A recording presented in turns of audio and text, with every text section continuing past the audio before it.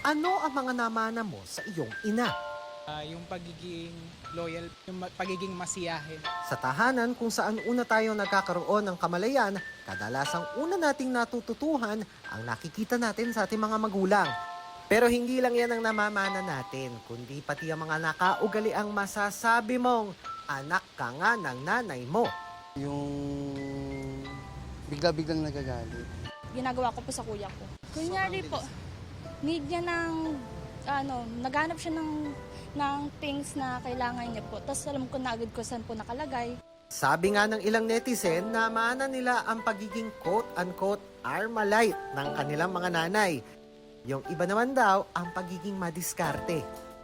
Si Erica, ang paraan daw ng panenermo ng kanyang ina ang namana. Sabi ng mga kapatid ko, para kang si mama. Naaalala ko siya and then na-realize ko na tama naman pala yung mga sinasabi niya sa amin dati. Ayon sa life coach na si Nathaniel Chua, bukod sa lukso ng dugo, ilan sa pwedeng magpaliwanag sa fenomeno na ito ang likas na kagustuhan nating mga tao bilang social creatures na mapabilang o mabilong. Mga rules, no, about kung paano mabuhay, kung paano kumilos. Lahat tayo gusto natin magbilong. Social animal tayo, so kailangan natin meron tayong grupo. You learn that from an elder. May ibang kaugalian din na nagsisilbing magandang alaala o palatandaan ng dapat o hindi dapat gawin, na syempre ang unang nagturo ang ating mga ina.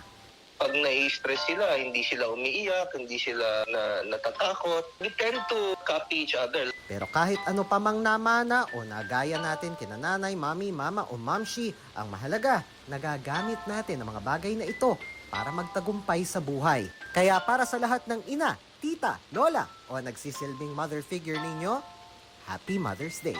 Para sa GMA Integrated News, Dano Tingkongko, nakatutok 24 oras.